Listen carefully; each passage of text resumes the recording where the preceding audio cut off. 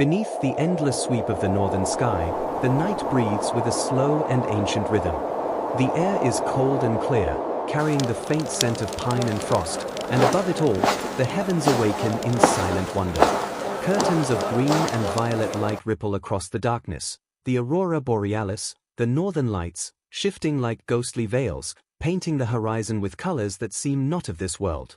The earth lies still beneath their glow, wrapped in snow and silence, as if listening to the murmurs of time itself. Here, in this frozen land where light and shadow dance together, a secret sleeps beneath the soil, a story buried deep, waiting for the world to remember. Long ago, before the cities rose and the world grew crowded with noise, this place was alive with voices of another age.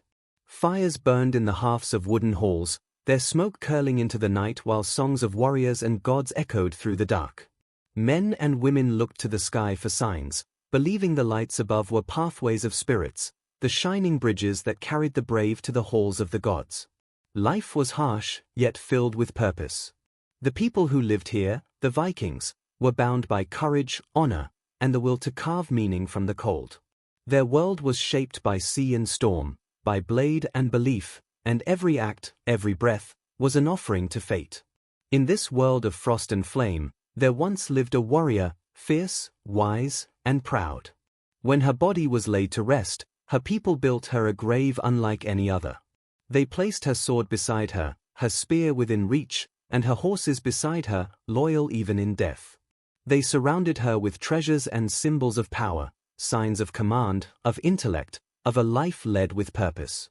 Then they sealed her beneath the earth, trusting that the gods would welcome her into their halls, and that the soil of her homeland would guard her memory. Seasons turned, centuries passed, and the world above changed beyond recognition. Yet she remained there, sleeping in silence, her story hidden, her truth untouched. For hundreds of years, the grave lay forgotten, covered by moss and snow, passed over by travelers who never knew what lay beneath their feet. But time has its own way of speaking, and the earth, though silent, remembers everything. One day, hands returned to the soil, careful, patient hands, guided by curiosity and reverence. As the layers of earth were brushed away, the past began to breathe again. The sword gleamed faintly in the light. The bones of the horses curved in eternal rest. The chamber emerged like a whisper from another world. It was a warrior's grave, they said, a man of rank, a leader of armies. But the truth was waiting, quiet and unchanging, deeper than assumption, stronger than myth. Years later, when new eyes looked upon the old bones, when science lent its voice to history, the truth rose from its long sleep. The warrior was not a man at all. The body, once misnamed and misunderstood, belonged to a woman, a leader, a strategist, a soul who had commanded warriors and earned a burial of honor. The revelation rippled through the world, soft yet profound, like the northern lights spreading across the dark sky. It was a truth that asked not for astonishment, but for recognition, a reminder that courage wears many faces, and that the silence of time does not mean absence, only waiting. Now, under the same stars that once watched over her, the story begins again. The night holds its breath as her memory awakens, carried on the wind that drifts through the pines and across the snow. The aurora above seems to shimmer with her presence, as though the sky itself remembers the life that once burned beneath it. Her grave is no longer just a resting place, but a doorway, an opening into a forgotten world, a voice rising softly from the earth to tell us who she was and what she still means. Close your eyes and listen. Hear the whisper of the wind across the tundra, the crackle of ancient fires, the distant clang of steel.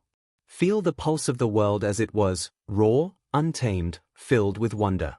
Imagine her there, standing tall beneath the same sky, her sword in hand, her gaze steady and unafraid. The northern lights shimmer above her, as they do now, their colors weaving through the darkness like the threads of destiny. And as you breathe in the silence, let her story settle in your heart, the story of a warrior lost to time, now found again, her truth glowing softly in the endless night. It began with a quiet stirring in the soil, a whisper beneath the surface of time. On the island of Birka, surrounded by the cold waters of Lake Malaran, a team of archaeologists knelt upon ancient ground, their breath misting in the chill air. They worked slowly, reverently, each brushstroke revealing the faint outline of a grave untouched for more than 1,000 years. The wind moved gently through the grass, as if the land itself was holding its breath, waiting for the past to return. What they would find that day would not only unveil a life but challenge everything long believed about an age of warriors and myths. As the soil was lifted away, the burial began to take form, a chamber grave, carefully constructed, its contents laid out with deliberate purpose. There, resting in the earth, was the skeleton of a warrior, positioned with solemn grace. A sword lay by the body, its hilt still proud though dulled by centuries of silence. A spear was set beside it, its shaft long decayed but its iron tip enduring, sharp even in death. A bow and a quiver of arrows lay nearby, their arrangement precise, like tools once held by steady hands.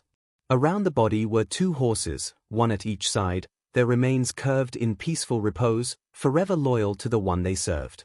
To the Vikings, such an offering was sacred, a sign of rank and honor, of a warrior's readiness to ride beyond the mortal world into the realm of the gods. But it was not only weapons and beasts that filled the grave. Among the items were gaming pieces, small, carved tokens, part of a strategic board game once used by leaders and commanders to plan battles and sharpen the mind. There were also remnants of fine clothing, fragments of weapons for close combat, and traces of tools and artifacts meant to accompany their owner into eternity. Each object, each placement, spoke of respect and recognition. Whoever lay here had not been ordinary. This was the burial of someone who had led others, someone whose decisions had shaped battles and commanded loyalty. For more than a century after its discovery in the late 19th century, the grave was studied, documented, and displayed as a perfect example of a high-ranking Viking warrior's tomb. Scholars describe the person as a man, strong, skilled, a commander among his people. The artifacts seem to confirm it. The very notion of a warrior's grave, rich with weapons and warhorses, fit neatly within the story long told of the Viking Age, a world ruled by men of steel and saga, while women waited by the hearth. The assumption went unchallenged, repeated across books, lectures, and museums. The warrior of Birka was, beyond question, a man. Or so it was believed. Yet the earth, though silent, holds truths that cannot be buried forever. As the decades passed and science advanced, new tools emerged, methods capable of reading the language written in bone. In the early 21st century, researchers returned to the grave, not to rewrite history but to listen more closely. They collected samples from the skeletal remains, fragments of teeth and bone, and submitted them for DNA testing, a simple act that would awaken a sleeping truth. When the results came, they defied expectation. The chromosomes spoke clearly. There was no Y chromosome. The warrior was biologically female. At first, disbelief rippled through the scholarly world. How could a woman have been buried with the honors of a warrior, with weapons of command, with horses at her side? Some argued it must be a mistake, a mix-up of remains, an error in interpretation, a symbolic burial rather than one of a true leader. But as more evidence was examined, the doubts fell away. The bones bore no sign of misplacement. The objects, the layout, the context, all consistent with the burial of a warrior of high status. There was no deception in the grave. The truth had simply been overlooked because it did not fit the story people expected to see. The revelation struck like a sudden wind over still waters. The woman in the warrior's grave was no myth, no poetic invention, but a real person, a leader buried with honor, her weapons and horses a testament to her station. Her life, though silent, began to speak again through the language of the artifacts she left behind. The gaming pieces showed her intellect, the sword, her authority, the horses, her command, the spear and arrows, her readiness for war. Everything within the grave reflected a life lived in the heart of the Viking world, a world that, it seemed, had been more complex, more inclusive, more extraordinary than the narrow images history had painted. Her rediscovery did not simply correct a mistake, it expanded understanding. It opened a window into a forgotten truth, that leadership and valor were not confined to one form, that courage could rise in any heart willing to face the storms of life. The grave that once told a story of conquest now told a deeper one, of resilience, of vision, of the power of truth to break through even the heaviest silence. Imagine the moment she was first uncovered, the archaeologists leaning close, unaware that they were gazing upon a figure who would one day reshape history. The air around the site still heavy with mystery, the soil clinging to the objects that had once belonged to her. In that stillness, the centuries seemed to fold together. She had lain there all along, not forgotten, but waiting, patient as the earth itself, for the day when her story could rise again, carried by voices willing to hear it. Now, when we look upon the grave, we see more than a collection of artifacts. We see the trace of a life that refused to vanish. We see the quiet endurance of truth, buried but unbroken. We see her, the woman warrior of Birka, resting with sword and spear, surrounded by symbols of strength, her spirit as steady as the stars above the northern sky. Her silence has ended. The earth has spoken. And through her, history begins to breathe again. The world of the Vikings was a realm forged by extremes, of ice and fire, sea and sky, silence and song. It stretched across the cold northern lands where winters were long and unforgiving, where the sun dipped low for months and the night stretched endlessly beneath the shimmering glow of the aurora. In this vast and untamed landscape, life was a test of endurance, and every day was shaped by the balance between strength and survival. Yet within this harshness, there was beauty, the gleam of sunlight across frozen lakes, the scent of pine and smoke rising from wooden halls, the hum of voices sharing stories older than memory. It was a world alive with faith, with courage, and with wonder. Villages clung to the edges of fjords and forests, their wooden halls carved with symbols of protection and pride. The people who lived there were seafarers, farmers, traders, and warriors, men and women bound together by family and fate. They rose with the dawn to tend to their land, to repair their ships, to hunt, to forge, to build. Every action carried purpose, for in a world as unpredictable as theirs, every moment was precious. The sea was both a gift and a danger, offering fish and trade but demanding skill and courage from those who ventured upon it. The mountains loomed like watchful guardians, and the forests whispered with unseen spirits. Life in the north was a constant conversation with the natural world, one of respect, fear, and deep reverence. Their beliefs were woven into every breath they took. The Vikings saw the hand of the divine in every storm and harvest, every birth and death. They believed in the great tree Yggdrasil, whose roots reached the underworld and whose branches touched the heavens, binding all realms together. The gods were not distant figures but living forces that shaped their world. Odin, the All-Father, sacrificed an eye for wisdom. Thor, the Thunderer, guarded humankind with his mighty hammer. Freyja, the goddess of love and war, guided souls to her hall and taught strength through beauty and grace. They believed their lives were threads woven by the Norns, three ancient beings who spun, measured, and cut the fates of gods and mortals alike. Destiny was not to be feared but faced, and the highest honor was to live with courage, no matter the outcome. In this society, honor was everything. A person's worth was measured not by wealth or birth, but by deeds, by bravery in battle, loyalty to kin, and fairness in dealings. To die well was as important as to live well. Cowardice brought shame that could outlive death, but courage earned a place in memory and song. Warriors carried their reputations like armor, and the tales of their victories, or their noble defeats, became sagas told beside the fire for generations to come. Even the humblest farmer dreamed that his name might one day be spoken in reverence, carried by the wind into eternity. Women in the Viking world held more power and respect than in many other lands of their time. They could own property, lead households, manage farms, and even command ships when their husbands or brothers sailed far from home. Some women were healers and priestesses, keepers of sacred knowledge, interpreters of dreams and omens. And in the old stories, the sagas passed down by poets, there were tales of women who bore swords, who rode into battle as shield maidens, who led warriors and faced death with unflinching resolve. Whether all those tales were history or legend, they carried a truth deeper than fact, that the spirit of courage knew no boundary. The Viking world was also one of endless movement. Their longships, sleek and strong, carried them across oceans and rivers, their sails swelling with the breath of the gods.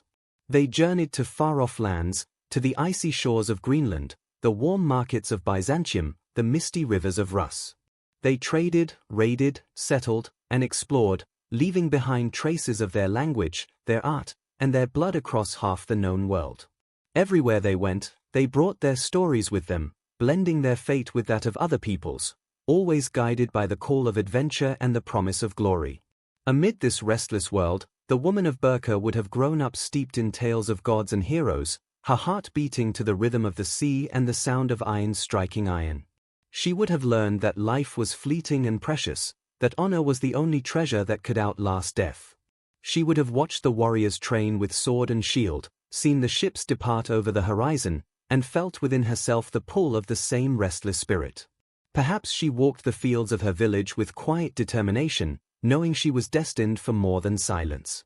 Perhaps she dreamed not only of hearth and home, but of command, of journeys across the sea, of battles fought for something greater than herself.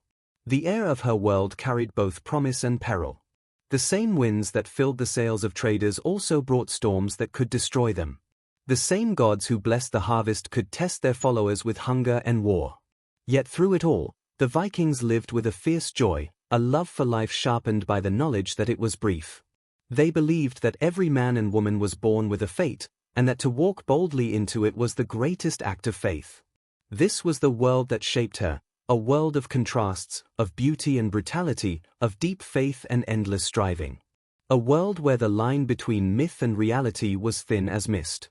To live as a Viking was to stand between earth and sky, with sword in hand and heart open to the unknown. And in that world, under the shifting lights of the northern heavens, the woman who would one day rest in the warrior's grave walked her path, guided by courage, bound by destiny, and watched always by the stars. When the archaeologists uncovered the grave, they did not simply find bones and objects, they revealed a carefully crafted story, one written not in ink but in iron, wood, and earth. Every detail of the burial spoke with purpose, every artifact placed with reverence, every symbol chosen with meaning. It was not a simple resting place, it was a message, a portrait of the life once lived, a declaration of who the person had been in the eyes of their people. The chamber, deep and solemn, was filled with the echoes of a life shaped by command, courage, and wisdom. It was a warrior's grave, not a token burial or ceremonial imitation, but the final resting place of one who had walked the path of leadership with unwavering resolve.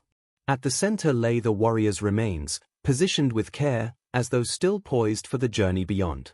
Beside the body rested a sword, its blade now darkened and dulled by centuries of silence, yet once sharp as truth itself. In the Viking world, a sword was more than a weapon, it was an extension of the soul, a mark of authority, the companion of every battle, every oath, every act of valor.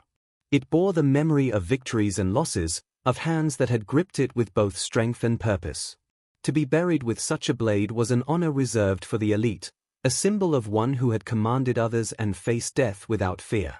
Near the sword lay a spear, its iron head still gleaming faintly beneath the layers of earth. The spear was the weapon of Odin, the god of war and wisdom, a sacred tool that joined mortal courage with divine will. To place it in the grave was to call upon the gods themselves, to mark the fallen as chosen, as one whose deeds were worthy of remembrance in Valhalla or beyond. Alongside the spear were arrows, their heads precise, their shafts long vanished, remnants of a life trained in skill and vigilance. They spoke of readiness, of a mind that saw both the field and the horizon, of one who was always prepared to defend or to lead. At the warrior's side lay a shield, its wood long gone, its metal fittings rusted but still dignified. The shield was a promise, to stand firm, to protect, to endure. It was as much a symbol of guardianship as of war, representing a soul who stood not only in battle but in defense of others. Scattered nearby were fragments of a knife and smaller tools, reminders that a warrior's life was not only fought with steel but lived in balance, survival, provision, precision. But perhaps the most telling items were not the weapons, but the objects of thought and strategy, the gaming pieces. Carved from bone and polished by use, they lay arranged as though waiting for a hand to move them once more. These were no toys of leisure, they were instruments of the mind, used by leaders to train in tactics and foresight. To bury her with them was to acknowledge her intellect, that her power came not only from strength of arm but from clarity of vision. They revealed her as a commander, one who understood not just how to fight, but how to plan, to anticipate, to guide others with wisdom and purpose. And then there were the horses. Two of them, placed with grace beside their master, their bones curled in eternal rest. In the Viking world, a horse was a sacred companion, a symbol of movement between realms. Warriors who rode in life were often sent into death with their steeds, so that they might continue their journey in the afterlife. To sacrifice two for this burial was no small act. It spoke of wealth, honor, and status beyond ordinary measure. They were not simply animals, they were part of her identity, a reflection of her place in the world, a final offering to carry her spirit to the halls of the gods. Traces of her clothing remained, fragments of fine fabric, the ghost of adornments that once spoke of her rank. The arrangement of the grave was deliberate, symmetrical, balanced like the life it commemorated. The chamber itself was sealed with care, as though her people understood that she carried something sacred, a legacy worth guarding through the ages.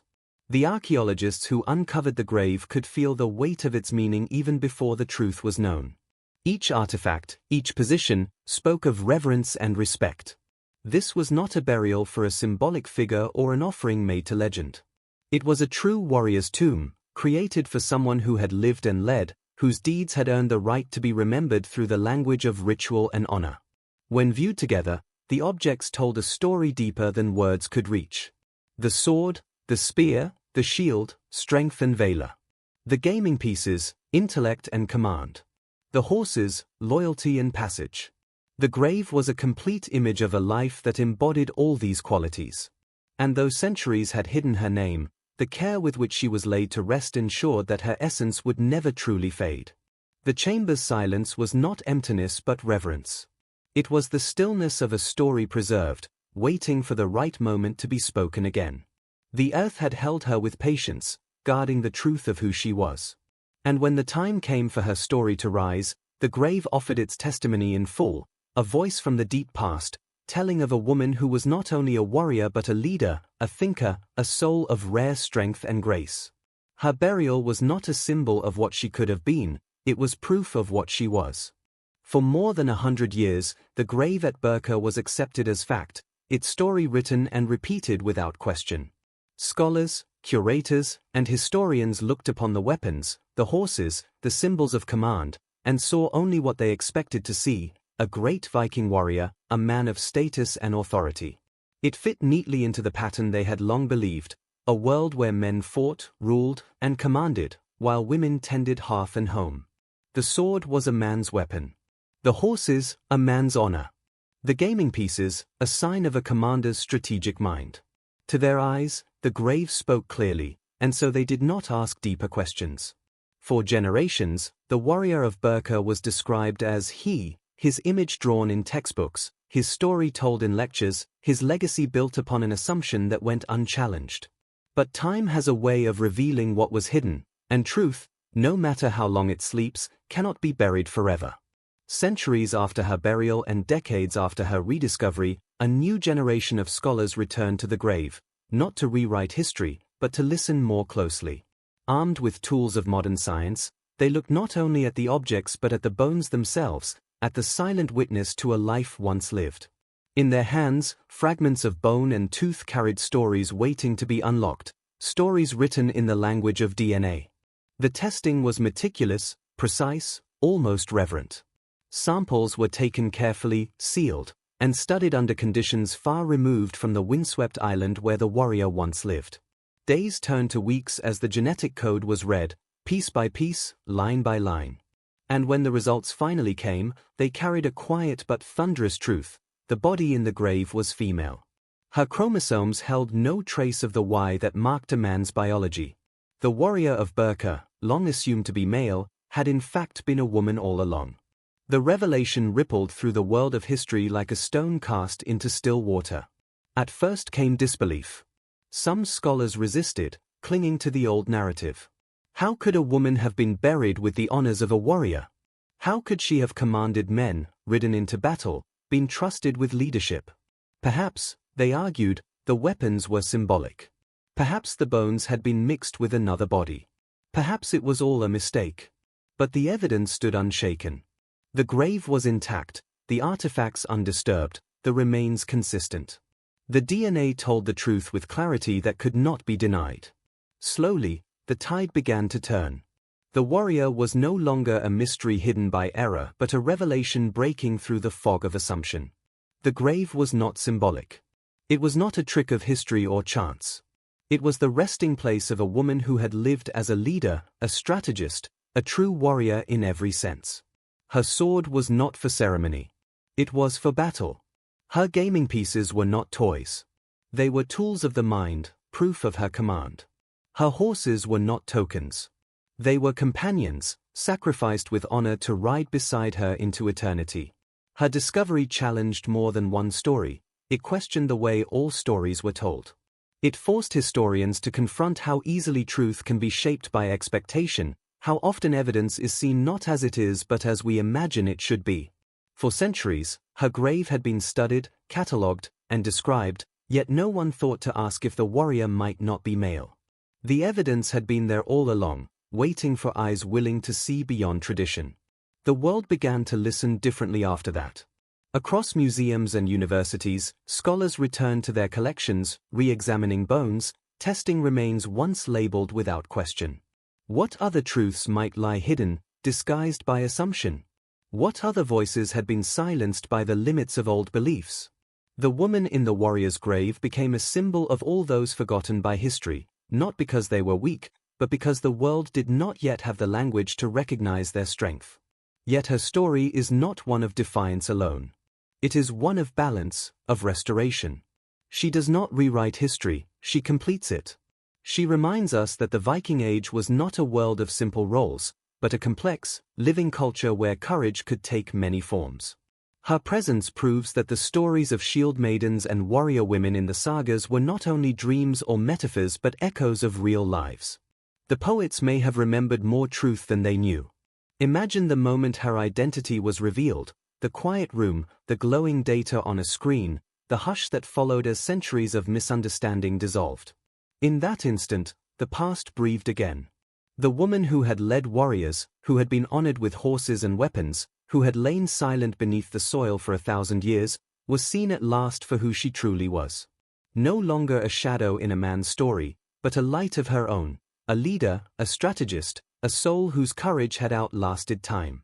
Her grave, once a symbol of masculine valor, became something far greater, a testament to the truth that strength knows no single form, that the heart of a warrior beats the same in all who dare to live by honor and face destiny unflinching. The woman of Birka does not ask us to rewrite the past in her image. She asks only that we see, truly see, the full breadth of human courage, and the many faces it has worn since the dawn of time. The revelation of the warrior's true identity swept through the world of history like a quiet storm, not a thunderous one, but a steady, undeniable wind that changed the landscape of understanding forever. For centuries, the grave at Birka had been a symbol of Viking power, cited as the resting place of a great male commander, a leader among warriors. It fit neatly into the old story, a story built upon the belief that battle was the realm of men, that strength and command flowed only through their hands. But when science pulled back the veil and revealed the truth, that the body was female, everything shifted. The story fractured, and through the cracks, light poured in. Historians began to look again at what they thought they knew. The neat categories of warrior and woman, leader and follower, began to blur, revealing a world more complex than they had imagined. If this grave, one of the richest, most carefully arranged warrior burials ever found, belonged to a woman, then what else had been overlooked? How many truths lay hidden beneath the weight of assumption? How many lives, powerful and extraordinary, had been misread by the simple habit of expectation?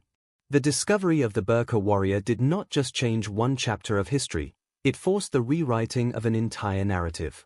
For centuries, the image of the Viking warrior had been carved in iron, a bearded man with sword in hand, fearless, brutal, unyielding. Women, though respected within their homes and honored as mothers and wives, were believed to stand outside the world of battle and strategy. Yet the earth told a different story. The woman in the warrior's grave had been buried not as a token or a symbol, but as one of command. Her weapons were not ornamental, her gaming pieces were tools of a strategist, her horses were companions for the journey into the afterlife.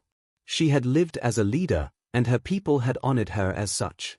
The truth did not erase the image of the male warrior, it expanded it, making the Viking world richer, more human, more real. As scholars absorbed the evidence, they turned their gaze to the sagas, the Old Norse tales of gods, heroes, and shield maidens.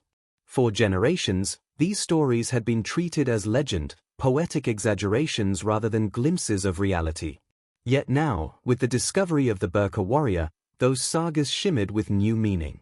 Perhaps they were not merely myths, but echoes of a truth once known and later forgotten. The shield maidens, women who fought beside men, who rode into battle, who claimed honor in the same halls as their brothers, might not have been fantasy after all.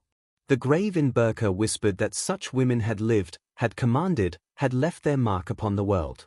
The implications reached far beyond the field of archaeology. They spoke to the heart of how history is told. For so long, the past had been filtered through narrow lenses, shaped by the expectations of later ages. The story of the woman warrior reminded the world that history is not a fixed tale written in stone, but a living, breathing mosaic of countless lives, many forgotten, some misunderstood, all waiting to be seen. It taught that the past is not silent, it only speaks in voices that must be learned to hear. In museums and universities, the discovery sparked a quiet revolution. Scholars began re-examining other graves, questioning the assumptions that had guided earlier interpretations. How many burials labeled as male might, in truth, hold women of power? How many artifacts, dismissed as symbolic, were in fact reflections of real authority? Slowly, carefully, the story of the Viking Age began to change.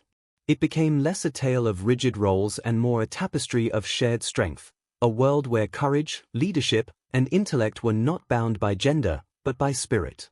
The warrior of Birka became more than an archaeological discovery. She became a mirror held up to the present, asking us to reconsider how we see power, how we define worth, how we understand the voices of those who came before. Her grave, once an example of tradition, became a symbol of transformation, proof that truth, though buried, always finds its way to light. And beyond the world of scholarship, her story reached hearts and imaginations everywhere. To women and girls, she became a beacon, a figure who stood across the centuries to say that strength is not given but claimed, that leadership is born from will, not permission. To men, she became a reminder that honor and valor are not diminished when shared, that greatness grows when all are seen. To all people, she became a whisper of the eternal truth, that the boundaries we draw are often illusions, and that the human spirit, in its fullness, has always defied them. The rewriting of history does not erase what came before. It deepens it. The woman warrior of Birka does not take the place of the men who fought beside her, she joins them, standing as their equal, completing a story that had been told in halves. Her discovery does not diminish the Viking Age, it reveals it in its true complexity, a civilization fierce and wise, shaped by all who dared to live boldly within it. As her story unfolds, it changes not only what we know of the past, but how we approach the future. It teaches humility, that what we believe today may be challenged tomorrow, that truth often sleeps beneath layers of misunderstanding. It teaches hope, that even after centuries of silence, the voice of the forgotten can rise. And it teaches reverence, that the earth remembers, even when we do not. Now, when we speak of the Viking world, we speak of her too, the woman who led warriors, who played the game of kings, who earned the honor of a burial fit for a commander. Her presence rewrites no saga but fulfills them, turning myth into memory, silence into song. And as the winds of Birka blow softly over the land where she rests, they carry a message across time, that truth is patient, and that no story, once lived, is ever truly lost. Long before the grave at Birka was uncovered, the people of the north had already sung of women who fought beside men, who led armies, who wielded blades with the strength of destiny. Their sagas, passed from voice to voice across generations, told of figures both mortal and mythic, shield maidens whose courage rivaled kings, whose names were whispered in or around firelit halls. These stories lived in the twilight between history and legend, dismissed by many as poetry or dream. Yet when the truth of the Birka warrior rose from the earth, those old songs began to shimmer again with possibility. Perhaps they were not fantasies at all, but memories of real women whose stories had slipped into myth because the world could not yet believe them. The sagas spoke of Lagertha, a woman of fierce spirit and unmatched skill, who rode into battle beside Ragnar Lothbrok, the most storied of Viking heroes. Her shield was said to shine like the sun, her sword struck as swiftly as a falcon's dive. She fought not as a follower but as a leader, her presence inspiring warriors around her to fight harder, to stand longer. Even Ragnar, the warrior king himself, spoke of her with reverence, declaring that none fought more bravely. For centuries, Lagertha's tale was told as legend, her deeds wrapped in the rhythm of verse, but in the shadow of the Birka discovery, her image feels less like myth and more like reflection, a fragment of truth surviving in story. There was Freydis Eriksdotter, daughter of Eric the Red, sister to Leif Erikson, whose voyages carried the Norse across the ocean to the shores of Vinland. Her tale is fierce and wild. When her companions faltered in the face of enemies, she stood alone, seizing a fallen sword and striking fear into those who confronted her. Pregnant and unyielding, she bared her chest and screamed her defiance, and her enemies fled before her. For centuries, her story was seen as exaggeration, a flourish of saga poetry. But now, with the knowledge that women like the Birka warrior truly lived and fought, Freydis's legend feels closer to history than to fiction. And there were others, women whose names survive only in fragments, their lives scattered through the verses of ancient poems. Hevea, who dressed as a man to reclaim her father's cursed sword and command warriors in her own right. Skjoldmo, the shield maidens who rode with the Valkyries and fought with the same ferocity as any man. They appear in the sagas as both warriors and symbols, embodiments of fate, freedom, and strength. For centuries, scholars argued that these were metaphors, literary creations meant to inspire awe.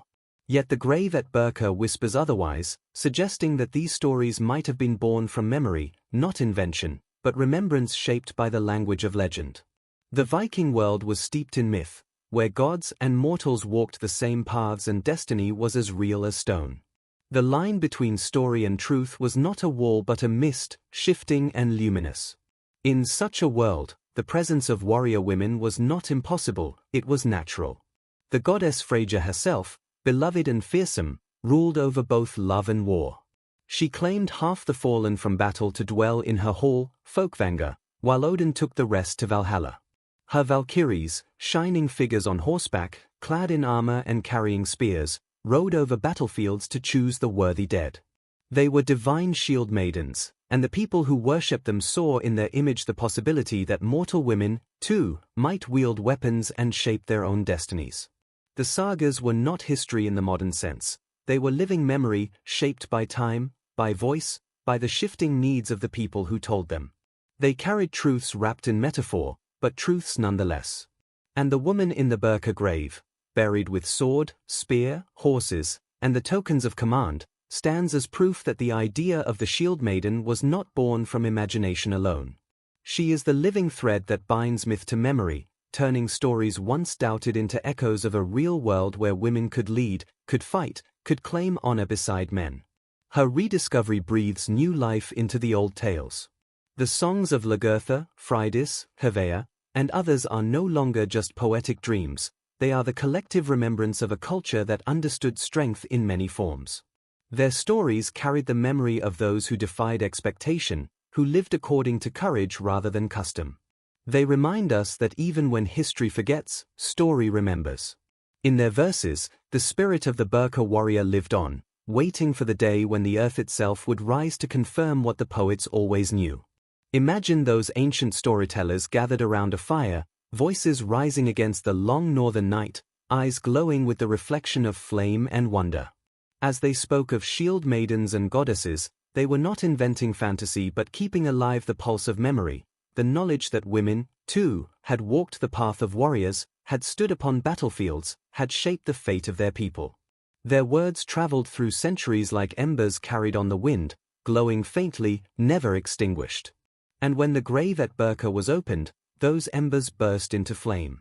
Today, the old myths stand renewed.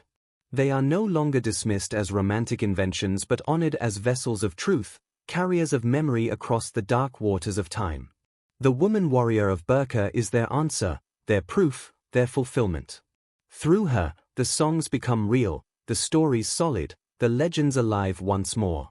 The sagas and the soil speak the same language now, their voices joined in a single truth. that courage, wisdom, and strength have always known many faces, and that the stories of the past were never only tales, they were whispers of the lives that once burned bright beneath the same endless northern sky. In the far north, where the nights stretch long and the skies shimmer with the shifting colors of the aurora, a child was born into a world of frost and fire. The air she breathed was sharp and cold, scented with pine and sea salt, and the land around her was both beautiful and unforgiving. She came into a life woven from struggle and song, where every dawn was a gift earned by strength and every sunset a promise to endure. Her village stood near the edge of a lake, its wooden halls sturdy against the wind, its people hardened by winters that tested the soul. In that place, survival was a story told through action, and from her first steps, she began to write her part in it. As a child, she would have sat by the hearth, eyes wide and shining, listening as the elders told tales of gods and warriors, of Odin's sacrifice for wisdom, of Thor's hammer striking against giants, of Freya's strength and grace, of heroes who faced death with fearless hearts. She would have heard of warriors who crossed the seas in dragon-headed ships, who returned home laden with silver and stories, their names carried on the wind like prayers. Each word, each tale, kindled a flame within her, not just of admiration, but of belonging. She did not dream of standing behind walls, she dreamed of standing beside those who shaped destiny with blade and will. As she grew, her world expanded beyond the warmth of the hearth. She walked through forests dense with shadow, learned to read the language of wind and snow, to track footsteps across frozen ground. She helped gather wood, mend nets, carry water, the daily labors of her people, but within her stirred a restlessness, a sense that her path would not end in the confines of a home. She watched the warriors train on the open field, their swords flashing in the pale light, their shields clashing in rhythm. The sound was like thunder, steady and powerful, and in it she heard a call. Perhaps a father, a brother, or a kind-hearted mentor saw the spark in her eyes and placed a wooden practice sword in her hands. Perhaps she began in secret, when no one watched, mimicking the movements she had studied, feeling the weight, the balance, the quiet strength that came from mastery. Each day, she trained, her arms growing stronger, her stance more certain, her mind more disciplined. Where others might have told her to turn away, to accept the paths expected of her, she answered instead to a deeper voice, one that spoke of courage, of destiny, of the right to live boldly in a world shaped by action. Seasons turned, and the girl became a woman. Her skills deepened, her purpose sharpened like a blade honed by countless strikes. She learned to fight not only with strength but with patience, to read the rhythm of battle, to understand when to strike and when to wait. She studied the art of strategy, the delicate dance between risk and reward, and the wisdom that guided leaders more than brute force ever could. Those gaming pieces found in her grave were not mere symbols, they were reflections of a mind trained in foresight, of a commander who could see beyond the moment, who could weave chaos into victory. It is easy to imagine her in the years of her prime, standing on the shore as dawn rose over the water, the mist curling around her boots, her eyes fixed on the horizon. Behind her, warriors gathered, looking to her for guidance. Her voice carried calm authority, born not of pride but of experience. She spoke few words, for she did not need many, her presence alone commanded respect. She had earned it, not through inheritance, but through the weight of her deeds. When war called, she answered. She rode beside her companions, her horses strong and sure beneath her, their breath white in the morning air. She crossed forests and fjords, rivers and seas, her heart steady no matter how far from home she traveled. On the battlefield, she was not chaos but clarity, her sword cutting through the storm with purpose, her commands guiding her warriors like stars guiding ships across the sea.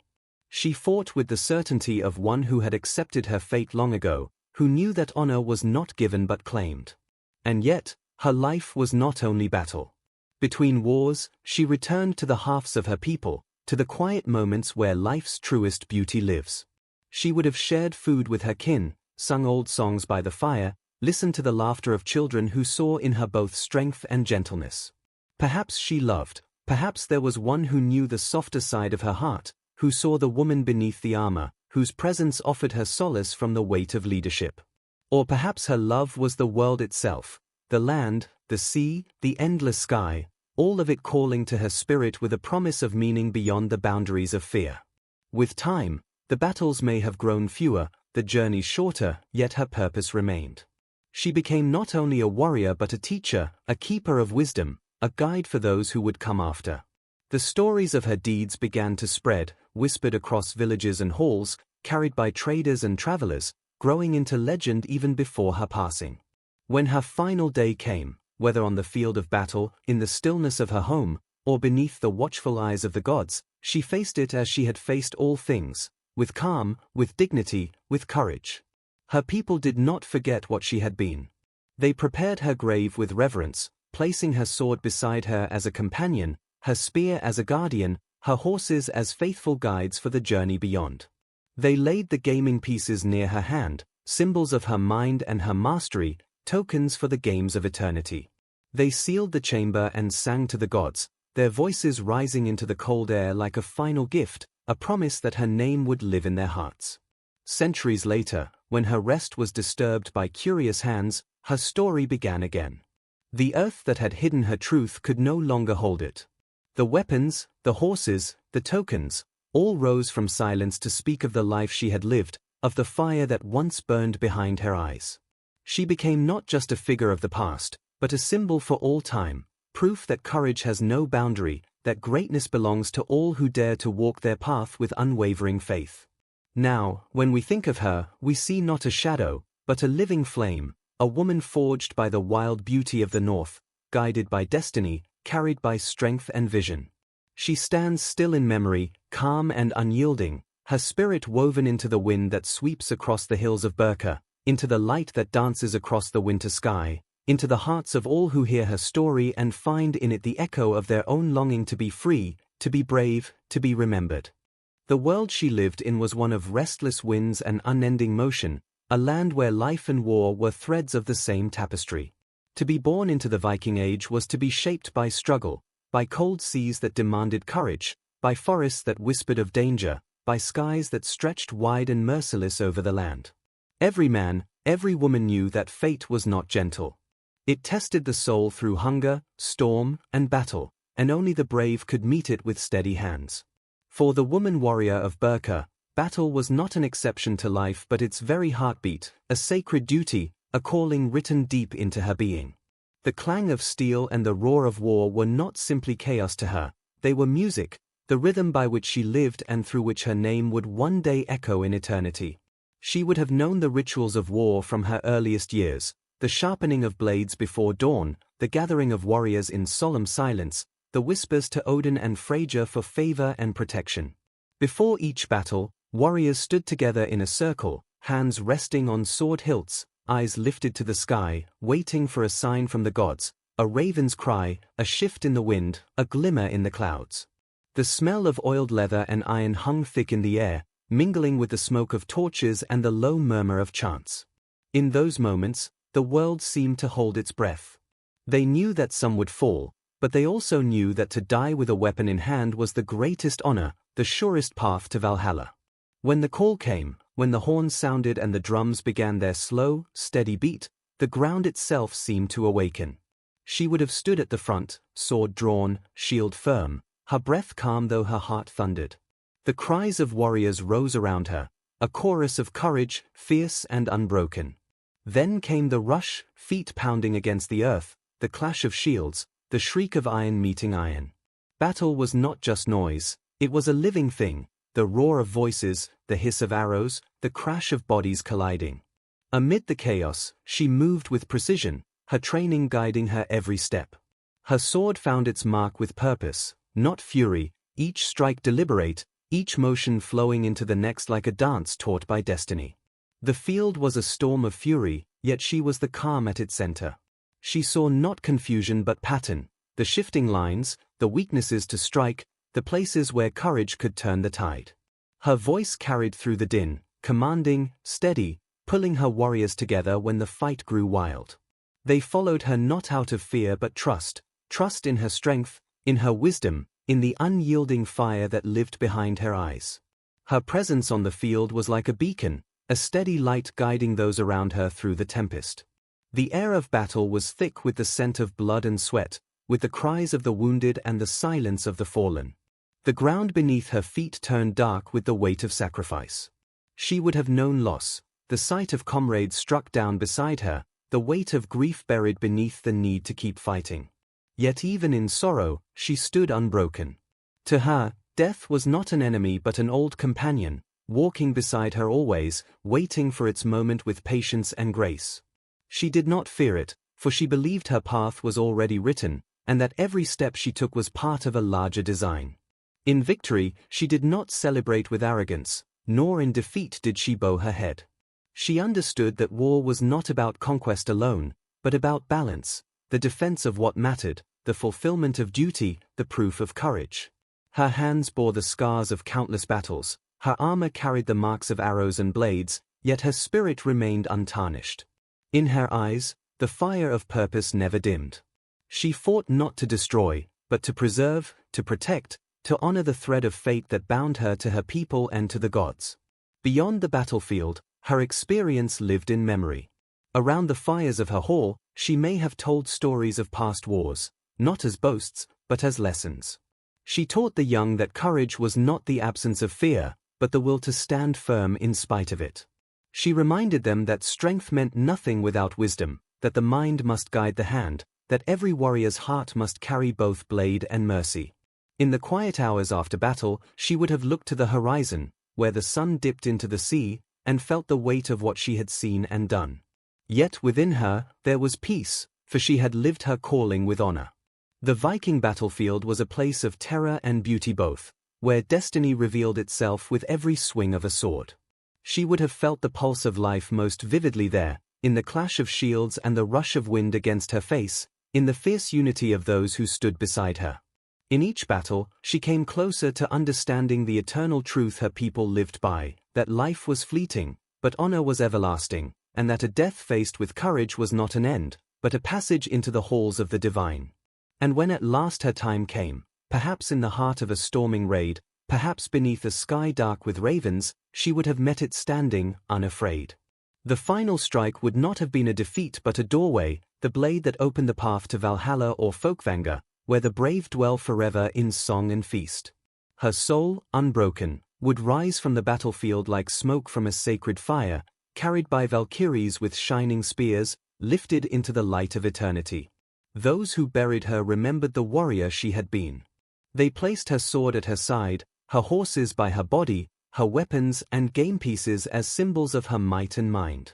They closed her chamber with reverence, whispering her name to the wind, believing that the gods themselves had already heard it.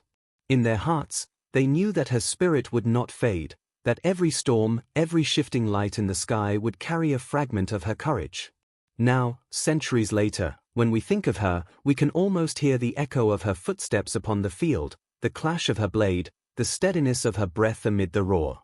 The woman warrior of Birka fought not only in life but beyond it, her story a battle against forgetting, her truth rising at last from the soil to remind the living that courage is eternal, and that some warriors never truly fall. In the world of the Vikings, life and death were not enemies but companions, bound together by the threads of fate. Every soul, they believed, was woven into the great tapestry of existence by the Norns, the three mysterious weavers who lived beside the roots of Yggdrasil, the world tree that stretched between heaven, earth, and the underworld. One spun the thread of birth, another measured its length, and the last cut it when life's course had run its end. No man, woman, or god could alter what the Norns had decided. Fate was unyielding, but it was not cruel. It gave meaning to every moment, every act of courage, every breath drawn beneath the northern sky. To the Vikings, to live bravely was to honor the thread given, and to meet death with open eyes was to walk into destiny fulfilled. The woman buried at Birka would have grown up in this faith, her heart shaped by the rhythm of its truths. From childhood, she would have known that life was fleeting, that every sunrise was a gift and every battle an offering to the gods. Fear had no place in a world where death was simply another path, another journey into a realm beyond. For her, courage was not a choice, it was a duty, an act of reverence toward the powers that ruled all things. Every strike of her sword, every command given on the field, was not just an act of war but a prayer to destiny, a step along the path laid before her since birth. The Vikings saw the afterlife not as shadow or silence, but as continuation, a realm of light and purpose, where the worthy would live on in honor. For those who fell in battle, there were two possible destinies, both glorious. Half of the slain would be chosen by Odin, the All-Father, ruler of the gods and seeker of wisdom. He gathered them into Valhalla, his great hall, whose walls were lined with shields and roofed with spears. There, warriors feasted each night upon the meat of the eternal boar and drank from endless cups of mead. Each morning, they would rise again to fight, honing their strength for Ragnarok, the final battle at the end of all things, when gods and mortals alike would stand together against the darkness. To die with sword in hand was to earn a place among them, to become part of the eternal army of the brave. The other half were chosen by Freyja, goddess of love, beauty, and war, whose realm, Folkvanga, was gentler but no less honored. It was said to be a field of golden grasses, touched by the light of endless dawn. Those who dwelt there lived in peace, surrounded by song and warmth, their valor rewarded with serenity. Freyja's hall, Sessrumnir, was a place of balance, where strength and tenderness, passion and calm, coexisted in perfect harmony. For many, especially women warriors and leaders, Freyja's embrace was a fitting destiny, a resting place of power tempered by grace. The woman of Birka, who had lived by both the sword and the mind, might well have found her soul carried to Folkvanga, welcomed by the goddess herself. To prepare for death was not a sorrowful act among her people. It was a ritual of honor. When warriors fell, their bodies were not discarded, they were celebrated. Their weapons were laid beside them, not as decoration, but as companions for the journey ahead. Their horses were sacrificed to carry them across the unseen plains of the afterlife. Offerings of food, drink, and precious goods were placed in their graves to sustain them beyond the mortal world. Songs were sung, fires burned, and voices rose to call upon the gods to guide the departed safely home. Death was not an ending, it was a crossing, a step from one realm to another, guided by faith and remembrance. The woman in the warrior's grave would have known this destiny intimately. Each time she took up her sword, she faced the possibility of death not with fear but with reverence. In her heart, she would have held the knowledge that if she fell, it would not be in vain. Her soul would be lifted from the battlefield by Valkyries, the shining maidens of the gods, riding across the sky with spears gleaming like starlight, their horses trailing light like the aurora itself. They would carry her from the blood and dust of battle to the halls of eternity, where her name would be spoken in honor forever. Perhaps she dreamed of Valhalla, of feasting among the brave, of crossing blades each morning with those she once fought beside. Or perhaps she longed for the peace of Folkvanga, for the quiet fields of gold and the presence of Freyja, whose eyes saw both strength and gentleness as sacred. Whatever her fate, she knew it would be guided by the gods, by the same forces that had shaped her life and carried her through every storm. The beliefs of her people gave meaning to sacrifice. They taught that the body might perish, but the spirit endured, reborn through memory, through song, through the unbroken chain of honor that linked the living and the dead. Her burial was not an act of mourning but of respect. Those who laid her to rest would have whispered her name, prayed for her journey, and trusted that she walked now among the gods, her sword gleaming in the light of the next world. And even now, as centuries have passed and the faith of her time has faded into myth, there is still a quiet holiness in her story. The symbols of her grave, the sword, the horses, the tokens of strategy and wisdom, still speak of her belief in a destiny larger than life itself. She lived knowing that her thread would one day be cut, and yet she walked her path with grace, with courage, with an unshakable understanding that death was not to be feared. It was only another realm, another chapter in the saga of the soul. When the northern lights ripple across the sky, painting the darkness in shades of green and violet, it is easy to imagine that they are the trails of Valkyries still riding through the heavens, carrying the souls of the worthy to their rest. Among them, her spirit rides, steady, fearless, eternal.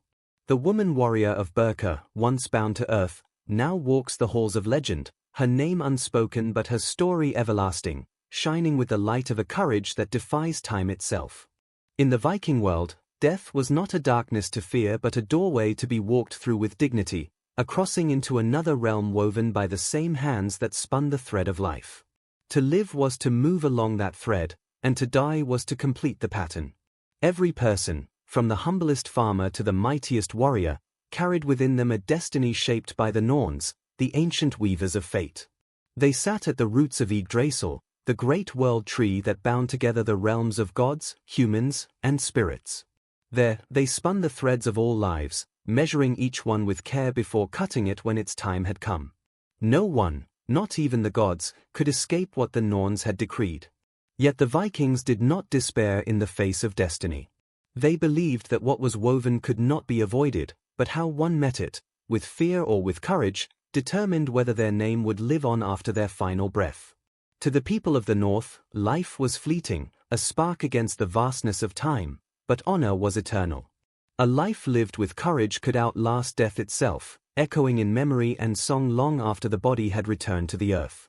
The woman who lay buried in the warrior's grave would have known these truths as deeply as she knew the weight of her sword. Each battle she entered was not only a test of strength but an act of faith, a conversation with fate. She would have known that if death found her on the field, it would not be an end but a passage, a journey into one of the glorious realms awaiting those who had lived without fear. In the beliefs of her people, the afterlife was not a single destination but many, each reflecting the life one had led and the manner of one's death. For the brave who fell in battle, there were two possible halls of honor. The first was Valhalla, the Hall of the Slain, ruled by Odin, the All-Father, a vast hall with a roof of golden shields and walls hung with spears. There, warriors chosen by the Valkyries would rise each morning to train for the final battle at Ragnarok, the end of all things, and feast each night in endless joy. The boar Serenir would be slain and reborn again, the mead would flow forever, and the clash of arms would be a song of glory, not of pain. To be chosen for Valhalla was to be remembered forever, to fight and feast alongside the greatest heroes of all time. The second realm was Folkvanga, the field of the host, presided over by Freyja, goddess of love, fertility, and battle. There, too, the brave were welcomed, not with the noise of endless war, but with the peace of a golden field beneath an eternal dawn. Freyja's hall, Sesrumnir, was said to be a place of beauty and balance, where warriors rested among flowers and gentle light, their weapons laid aside but their honor intact. Freyja, who wept tears of gold for the world, valued not only strength but the fullness of the heart, the compassion, the wisdom, the love that made courage meaningful. It was said that she chose half of those who died in battle, taking them to her care, while Odin claimed the rest. For the woman of Birka, whose life was shaped not only by the sword but by the mind and spirit, Folkvanga might have been the realm that called her name. The journey to these halls began not in fear but in ceremony. The Vikings believed that when a warrior fell, they did not die alone. The Valkyries, radiant and fierce, would descend from the heavens, their armor gleaming like the northern lights, their horses leaving trails of fire across the sky.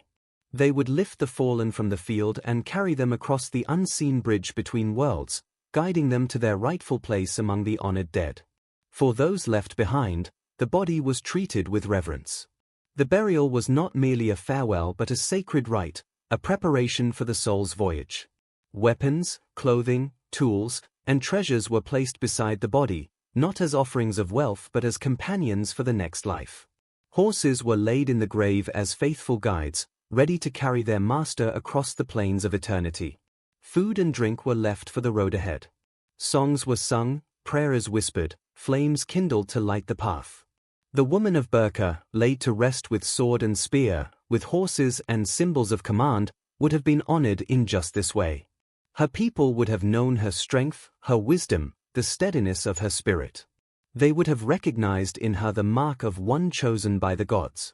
As they lowered her into the earth, they would have believed they were not burying her, but sending her home, home to the shining halls beyond the veil, to the company of the brave, to the endless song of the honored. For her, death would not have been a thing to dread. She would have faced it as she faced every battle, with calm, with clarity, with acceptance. To her, the end of life was not a loss but a transformation, a step from one realm into another. She had lived by the code of her people, courage in action, honor in death, remembrance in eternity. And so, when the moment came, she would have met it with open eyes, knowing that the gods awaited her, that her place among the eternal was already written in the weave of fate. Even now, centuries later, the symbols of her faith still speak. The sword beside her tells of valor, the horses of loyalty and passage, the gaming pieces of a mind that understood the balance of life and death, the strategy of existence. Her grave is not only a monument to her deeds but a reflection of the worldview that shaped her, a world where death was not silence but song, not darkness but light. The soil that covers her is not a shroud but a threshold, marking the boundary between the seen and the unseen. When the northern lights dance across the winter sky, their colors flickering like embers in the night, they echo the ancient belief that the Valkyries still ride above, carrying the souls of the brave to their eternal rest. In their glow, her spirit shines, unbroken, unafraid, eternal. She walks now through the golden fields or stands within Odin's hall, her sword gleaming, her head held high. Her courage has transcended the grave, her destiny fulfilled. Death has not claimed her, it has crowned her. And through the telling of her story, her soul continues to live, carried on the breath of wind, in the whisper of the stars, in the unending dance of light across the northern sky. After her burial, the world turned quietly around her, the centuries stretching out like an endless breath. The mound that covered her grave became one with the earth, a soft rise in the landscape, brushed by grass and kissed by snow, visited only by the wind and the passing of time. Above her, the seasons came and went in their eternal rhythm. Spring brought wildflowers that scattered their colors across the soil, summer warmed the air with gentle breezes, autumn cloaked the land in gold, and winter laid its silent shroud once more. Each year layered another memory of silence upon her resting place, yet beneath it all, she remained, untouched, unbroken, waiting. The people who had known her, who had sung her name and carried her story in their hearts, faded one by one into memory. Their halls grew quiet, their voices dissolved into the wind, and new generations rose in their place, unaware of the life that lay beneath their feet. Villages shifted, rivers changed their course, empires rose and fell across distant lands, and still she slept, her sword beside her, her horses curved in loyal rest, her bones holding the secrets of a truth long forgotten. The earth cradled her gently, as though guarding something precious, something not yet ready to be revealed. As time moved on, the world changed beyond recognition. The gods she had prayed to grew silent in the hearts of men, replaced by new names, new faiths, new stories. Temples crumbled, sagas faded into myth, and the songs of her people became whispers buried within ancient manuscripts. Ships no longer sailed with dragon-headed prows, warriors no longer lifted their swords to the same skies. Yet the soil remembered. It kept her safe while the world forgot, her grave sealed like a promise waiting to be kept. The centuries folded upon themselves like pages turning in a book, each one marking the slow drift of memory. Storms swept across the land, trees grew and fell, snow gathered and melted again, and still her grave remained untouched. Travelers might have walked across it, unaware of the life that slept beneath their steps. Perhaps a shepherd rested there, leaning upon his staff as his flock grazed nearby, or a child played at the edge of the mound, chasing butterflies through the summer air, none of them knowing that below the surface lay a story of courage, command, and forgotten glory. Time can be both destroyer and keeper. It erases names, but it preserves truth in silence, waiting for the right eyes, the right hands, the right moment to awaken it again. So it was with her. While the world around her became louder and busier, her grave remained still, holding its secret like a candle in the dark. The soil thickened over her, the stones settled, and the world above marched onward, believing it had outgrown the stories of old. But truth cannot be buried forever. It waits, patient and enduring, until curiosity and reverence return to uncover what time has hidden. And then, after nearly 1,000 years, the earth stirred again. The quiet mound, unremarkable to most, caught the attention of those who sought to understand the past. Archaeologists arrived with tools gentle as breath, their hearts filled with wonder. They knelt upon the ground, brushing aside centuries of soil, layer by layer, until the outline of the grave began to emerge. The past began to speak through fragments, a sword here, a spearhead there, the curve of a horse's rib, the shimmer of an ancient buckle. They did not yet know the full story, they only knew they had found something extraordinary. When her chamber was finally revealed, it was as though a voice had risen from the silence of time. The archaeologists stood in awe, realizing they were the first to lay eyes upon this resting place since the day it was sealed. They saw the wealth of the grave, the care in its arrangement, the reverence it reflected. To them, it was a treasure of history, a glimpse into the world of warriors and kings. Yet even then, they misunderstood the truth. They believed, as so many before them had, that the bones they had uncovered belonged to a man, because they could not imagine otherwise. And so her silence continued, though now beneath the hum of study and speculation. Her story remained veiled, her identity mistaken, her truth waiting still, as patient as ever, as steadfast as the soil itself. The centuries stretched on again, though now her grave was known to scholars, photographed, measured, and catalogued. Yet what she truly represented remained unseen, hidden not by the earth, but by the blindness of assumption. It was not until the modern age, an age of science and rediscovery, that her voice finally broke free. When the tests were run, when the strands of her DNA were read like runes inscribed by the gods themselves, the silence shattered. The earth had kept her secret, but not forever. Her truth emerged at last, bright and undeniable, rising through the layers of time like dawn after a long night. The warrior was not a man, but a woman, a leader, a strategist, a soul who had defied the boundaries of expectation and been honored beyond measure. In that moment, her centuries of silence became a kind of triumph. For all the years she had lain unknown, she had not vanished. Her truth had endured untouched by doubt, waiting for a world that could finally see her for who she was. Time had not erased her, it had preserved her, carrying her across the ages so that her story could awaken when it was most needed. Now, as we stand in the present and look back across the gulf of history, we can feel the weight of that silence, not as emptiness, but as reverence.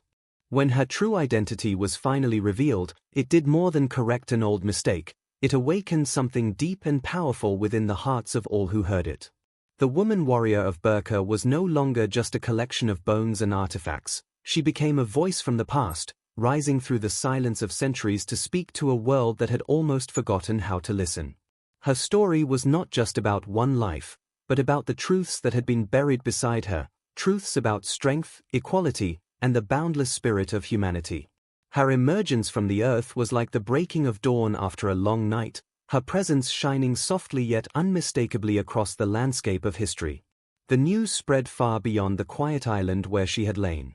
Scholars spoke of her in universities, historians revisited old beliefs, and people across the world read her story with awe. For some, it was a revelation, for others, a confirmation of what their hearts had always known, that courage has no single face, that leadership and valor are not the inheritance of one gender, but the birthright of the brave.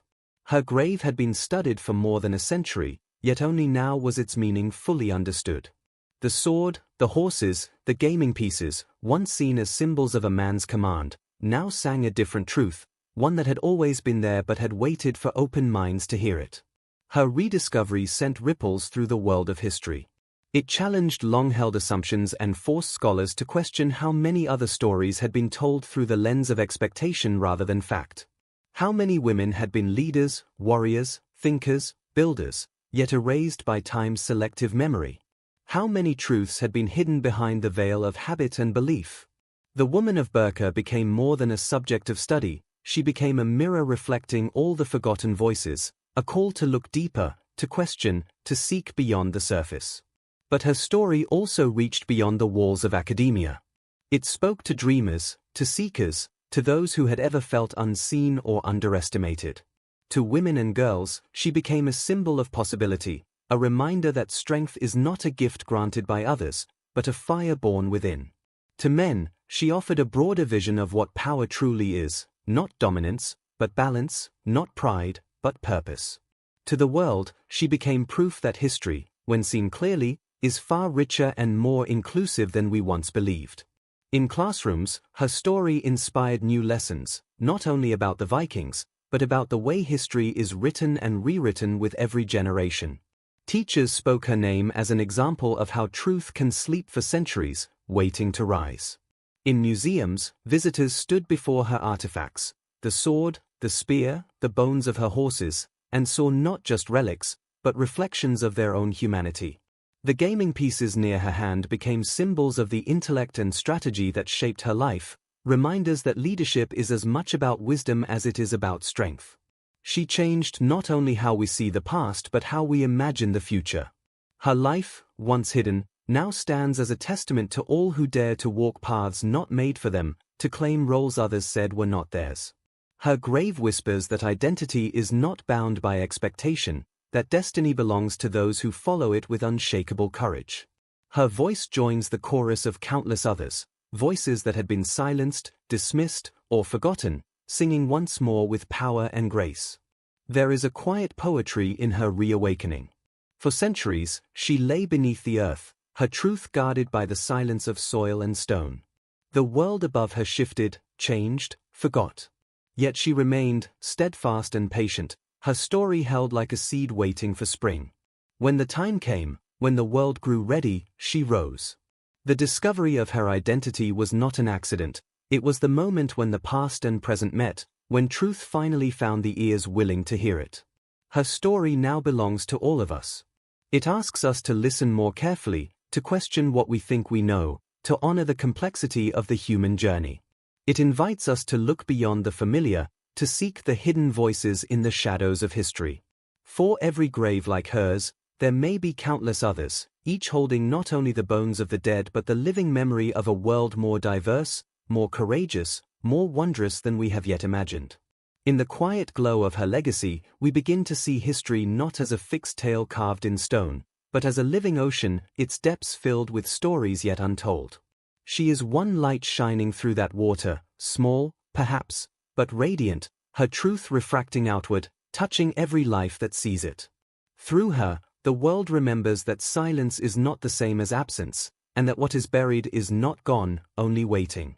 She is no longer just a warrior of the past, she has become a guardian of the present, a reminder that truth cannot remain hidden forever, that it will always rise, no matter how many centuries lie between its burial and its discovery. Her story now moves through our own, guiding us toward a more honest vision of who we are, and who we have always been. And in the hush between words, in the pause between one heartbeat and the next, her spirit still speaks, calm, strong, eternal, reminding us that every soul has a place in the great song of time. Since the beginning of time, humanity has wrapped its understanding of the world in stories, threads of imagination and truth woven together into the fabric of memory. Myths and legends were never mere fantasies, they were mirrors, reflecting the values, fears, and dreams of those who told them.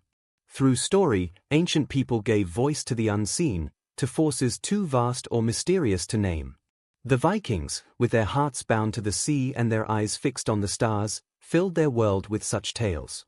They spoke of gods and giants, of heroes and seers, of fates woven and unbroken. In their stories lived the rhythm of their lives, the struggle, the courage, the reverence for the unknown. Myth was not separate from truth, it was the language through which truth revealed itself. The woman warrior of Birka belongs to this vast, luminous tapestry. For centuries, she existed as a whisper beneath the soil, while above her, legends of shield maidens and warrior women flowed through the sagas. People spoke of Lagertha, who fought beside Ragnar Lothbrok with unmatched bravery, and of Hevea, who wielded her father's cursed sword and commanded armies like any king. These women, sung of in verse and honored in memory, were often dismissed by later ages as poetic inventions, symbolic figures born from a culture's longing for heroism and balance. But with the uncovering of the Birka warrior, the old stories breathe again.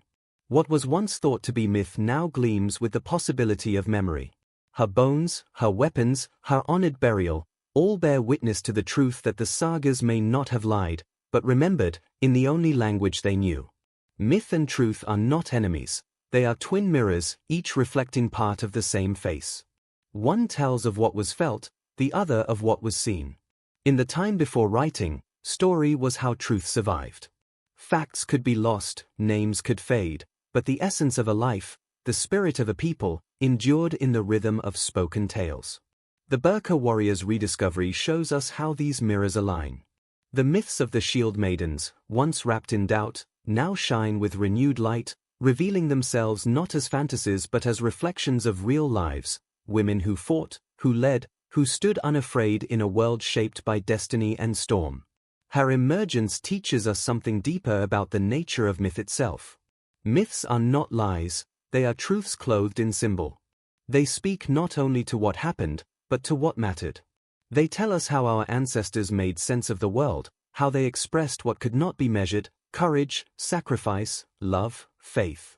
In the Viking sagas, the divine and the mortal walked side by side, because in their hearts there was no divide. The gods were not distant, they lived within the deeds of the brave.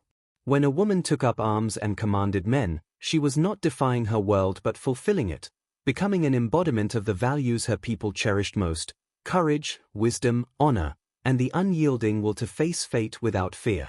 And so, the woman in the warrior's grave becomes both history and myth, standing at the threshold where one flows into the other. Her grave is a fact, undeniable and real, a chamber filled with weapons, horses, and the tokens of command. But her story transcends the boundaries of archaeology. It touches something timeless, something that speaks to the collective soul. She is the living bridge between the sagas and the soil, between the songs sung around firelight and the truths written in bone and iron. Through her, we see how myth preserves what memory forgets, and how truth, once uncovered, can turn myth into history once more. Her rediscovery calls us to listen differently to the stories of the past. Perhaps the legends we once dismissed hold more truth than we dared believe. Perhaps the figures of myth were not inventions, but echoes, the blurred memories of real people whose names were carried forward in song long after their graves were lost. The line between myth and memory is thin as mist, and within that mist, the woman of Birka walks, not as a ghost, but as a presence, reminding us that truth often hides in the places we least expect. The power of her story lies not only in what it reveals about the past, but in what it teaches us about ourselves. We, too, live by stories, of who we are, of what is possible, of what it means to be brave. Her emergence reminds us to question the tales we've inherited, to ask whose voices were silenced, whose deeds were reimagined or forgotten. It reminds us that myth is not just memory, but prophecy, a vision of what humanity can be when it honors the full breadth of its courage. As the old myths breathe again, they become not relics of superstition but songs of recognition. The woman warrior of Birka stands among them, her story no longer buried but alive, a thread woven back into the tapestry, shining beside the sagas that once seemed only dream. She proves that truth, like myth, endures beyond time. The stories we tell shape the world we see, and sometimes, when the earth yields its secrets, they return to us transformed, showing us that the boundaries we draw between legend and reality are far more fragile than we knew. Now, when we speak of the shieldmaidens, when we read the ancient verses of bravery and fate, we do so with new understanding. They were never only symbols, they were witnesses. Their stories were the soul's way of remembering what history forgot. The Birka warrior is their voice made flesh again, a bridge between the imagined and the real, between the mythic and the human. She stands as proof that within every legend lies a heartbeat, and within every forgotten truth, the seed of a story waiting to rise. The night above the northern lands is vast and endless, a deep ocean of stars spread across a sky so clear it feels eternal. Beneath it, the earth lies still, breathing softly under a cloak of snow and silence. And then, without sound, the heavens stir, the aurora borealis begins its dance. Curtains of light ripple across the darkness, green and violet, silver and gold, moving like waves upon an unseen sea. They rise and fall, flicker and fade, painting the frozen landscape with a glow that feels almost sacred. It is as if the sky itself remembers, as if it has awakened to honor the story that once slept beneath its gaze. In that shimmering light, her memory comes alive again, the woman warrior of Birka, resting quietly in the earth, her truth now unburied, her spirit soaring among the stars. The wind that passes over her grave is soft and ancient. It carries the scent of pine and frost, the whispers of centuries, the echoes of voices long gone. It brushes gently over the mound where she lies, tracing the outline of the place where her sword rests, where her horses slumber beside her. In the stillness, it feels as though time itself pauses, as if the universe bends its ear to listen. The earth beneath holds the story of her life, and the sky above reflects it, a dialogue between soil and stars, between silence and light. The aurora's glow becomes her banner, a sign that her spirit is not lost to history but alive, woven into the fabric of the world. In the glow of the northern lights, it is easy to imagine her standing once more, tall and calm, her armor shimmering with celestial fire.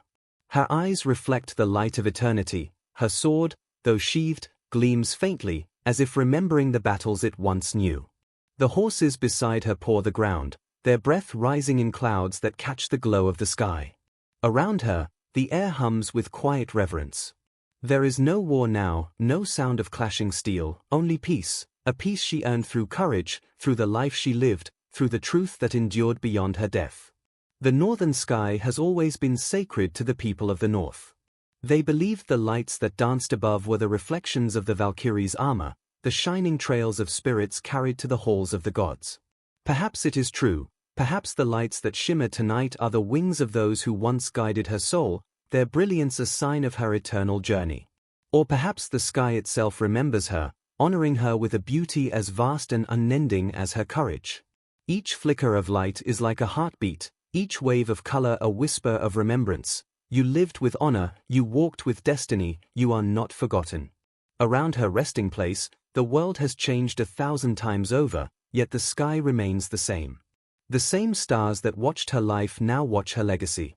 The same constellations that guided her people across seas and fields now shine upon the land that holds her bones. In their light, her story feels timeless, not bound by the centuries, not diminished by the silence of ages. She has become part of something larger than herself, a spirit interwoven with the cycles of nature, with the rhythm of time, with the breath of the cosmos itself. To stand in the quiet of that night, to see the sky alive with color, is to feel her presence, not as a ghost, but as an echo of strength that transcends life and death. Her courage lingers in the cold air, in the stillness of the snow, in the hum of the stars above. She no longer walks the earth, yet she is everywhere, in the whisper of the wind, in the glow of the aurora, in the hearts of those who now speak her name. Her story is no longer buried. It has risen, like the lights of the sky, to remind the world that truth endures even when memory fails. The mound where she rests is no longer just a grave. It is a sanctuary, a sacred place where the past meets the eternal. The earth holds her body, the sky holds her spirit, and between them lies the unbroken thread of her story, strong, luminous, everlasting. She does not need monuments or statues, for the world itself is her memorial. The light that dances across the heavens is her song, and it will continue long after all words have faded. In the great, unending rhythm of time, there are moments when the past stirs, when something once lost rises again like a distant star emerging from the dark. The woman warrior of Birka is one such light, a voice from 1,000 years ago, calling softly through the centuries, reminding us that truth cannot remain buried forever. Her story, once hidden beneath the soil and silence of ages, has returned to us, not as a fragment, but as a revelation. She stands now not only as a figure of history, but as a symbol of endurance, proof that what is real, what is honorable, will always find its way back into the light. Her journey did not end when her body was laid to rest. It only transformed. The earth became her guardian, cradling her in silence while the world above her shifted and changed. Empires rose and fell, faiths were born and faded, and the memory of her people drifted into legend. Yet through it all, she remained untouched, her bones sleeping beneath layers of soil, her sword resting patiently beside her, her story waiting for the moment when the world would be ready to hear it. And now, as her truth emerges, it feels less like discovery and more like awakening, the slow, graceful return of something that had always been meant to be known. Her life, though ancient, speaks to something timeless within us. It reminds us that courage is not bound by gender or era, that leadership and honor belong to all who live with purpose. She lived in a world shaped by fate, by gods and storms, by the unyielding rhythm of survival, and within it, she carved her own path. She stood where few expected her to stand, wielded the sword, commanded the warriors, earned her place through strength of mind and spirit. She did not ask for permission to exist as she was. She simply did, and in doing so, became a legend long before her name was lost. Her truth is a quiet defiance, a message carried across 1,000 winters, that no boundary, no silence, no assumption can erase the fire of a life fully lived. When we look upon her now, we see not just a woman of the past, but a reflection of our own search for meaning.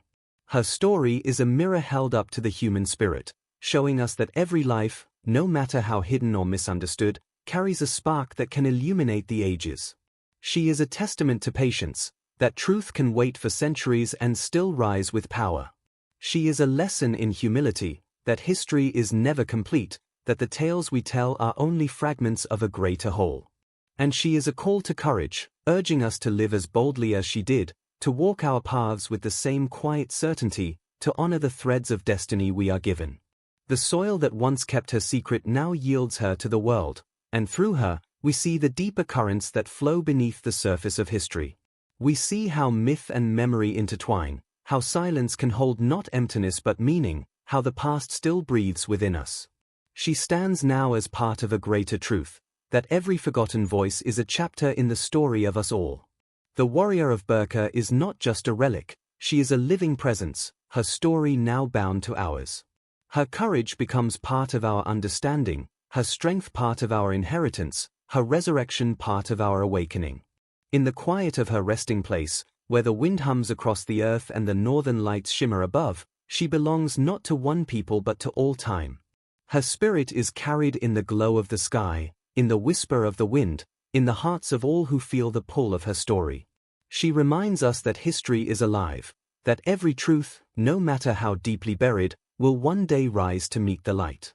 And when it does, it changes everything, reshaping not just what we know, but how we see, how we believe, how we dream. Now, as we stand at the edge of her story, we understand that it is not only hers, it is ours.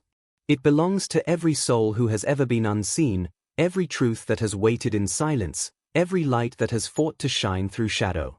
Her journey from life to legend, from forgotten to remembered, is the journey of all humanity, the unending cycle of loss and rediscovery, of silence and song.